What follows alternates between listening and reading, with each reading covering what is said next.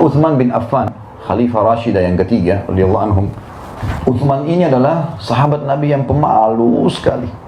Saking malunya, kata sebagian ahli sejarah Islam, dinukil athar tentang beliau saking malunya sampai nggak pernah lihat kemaluannya sendiri. Saking malunya sama Allah. Satu waktu Nabi SAW lagi duduk di sebuah kebun kurma. Salah satu tradisi Nabi SAW kalau musim dingin, beliau suka berendam kakinya dengan air panas. Kalau musim panas, beliau rendam dengan air dingin. Waktu itu kebetulan lagi musim panas, Nabi SAW duduk di sebuah kebun, ada genangan air, beliau rendam kakinya sambil gulung gamis beliau sampai di atas lutut.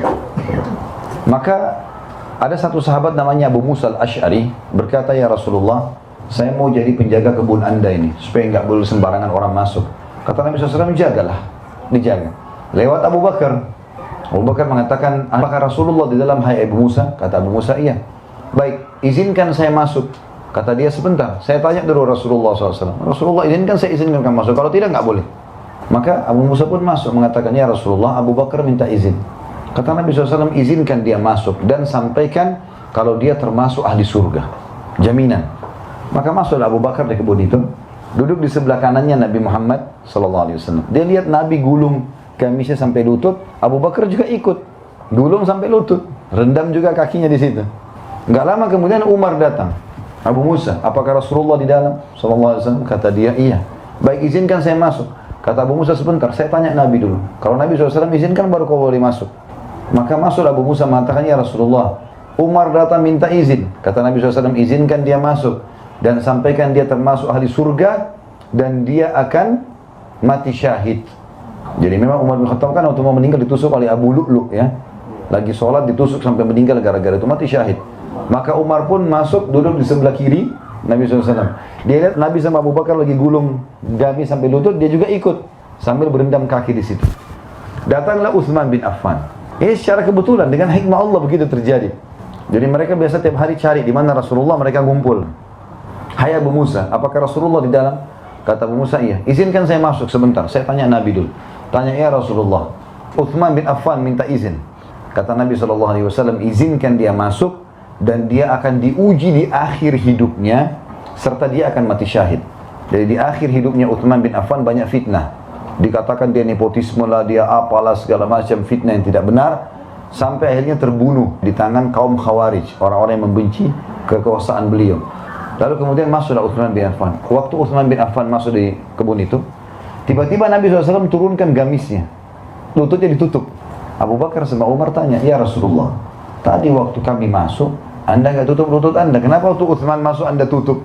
Kata Nabi SAW, "Tidakkah aku malu sama laki-laki yang malaikat aja malu dengan dia?" Jadi Uthman bin Affan ini luar biasa, malaikat malu dengan dia. Kata ulama tadi, dia tidak pernah lihat kemaluannya sendiri, apalagi kemaluan orang lain. Saking hati-hatinya gitu ya. Uthman bin Affan juga ini termasuk orang satu-satunya dari umat ini, kalau beliau masih hidup sekarang, maka berlaku hadis ini. Jadi ini berlaku di masa beliau hidup ya. Kata Nabi SAW, "Hai muslimin, nikahkanlah anak perempuan kalian dengan Uthman bin Affan, karena saya tidak nikahkan dia dengan kedua anak perempuan saya kecuali karena wahyu dari langit. Allah yang suruh jadikan dia anak mantu." Jadi saking luar biasanya. Bicara masalah Uthman bin Affan, Bapak Ibu sekalian, dan berhubungan dengan masalah keyakinannya, kalau Uthman ini dia lebih banyak kepada kedermawanan. Dermawan sekali orangnya, royal di jalan Allah.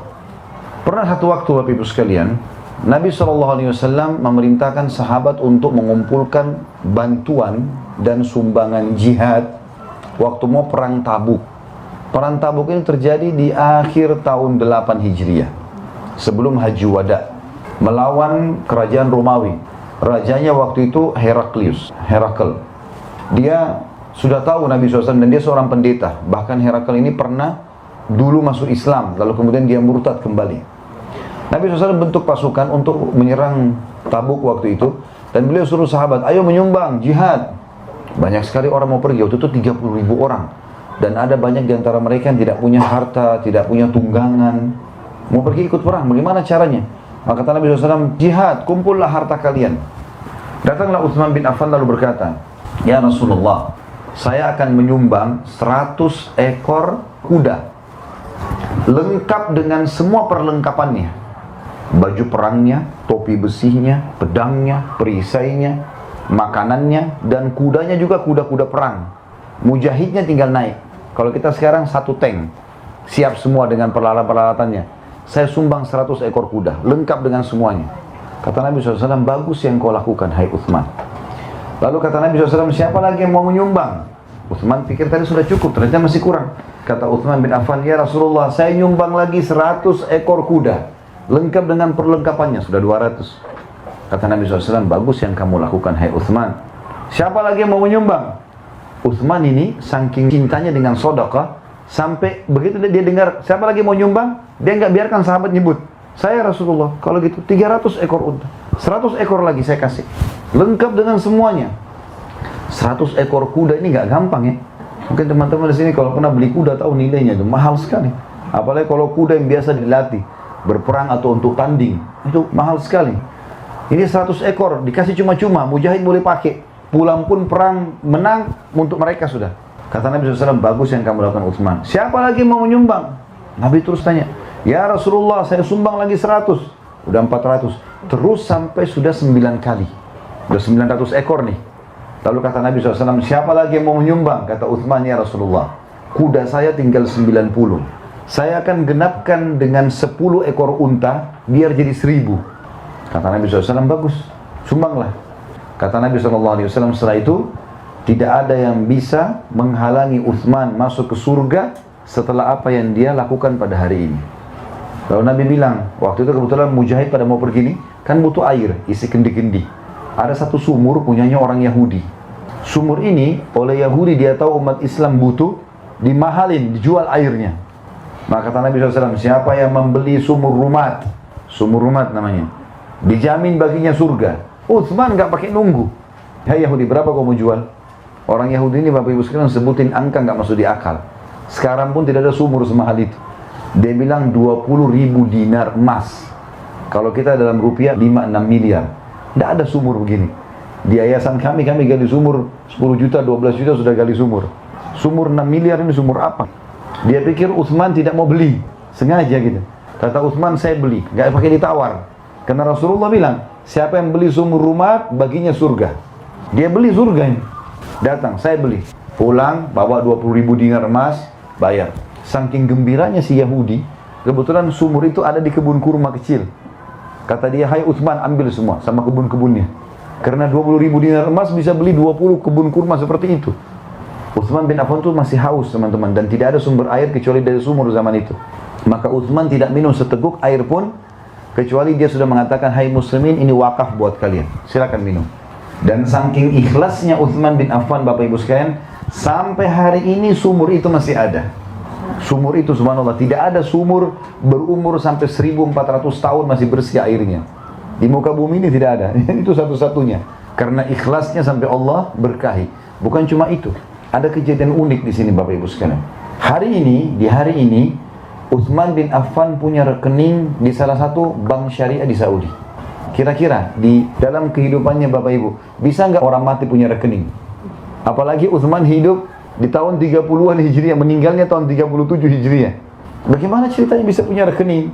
Jadi rupanya waktu Uthman bin Affan beli sumur itu dan kebun kurma itu, kan dia wakafin buat umat Islam, silakan ambil buahnya, ambil airnya.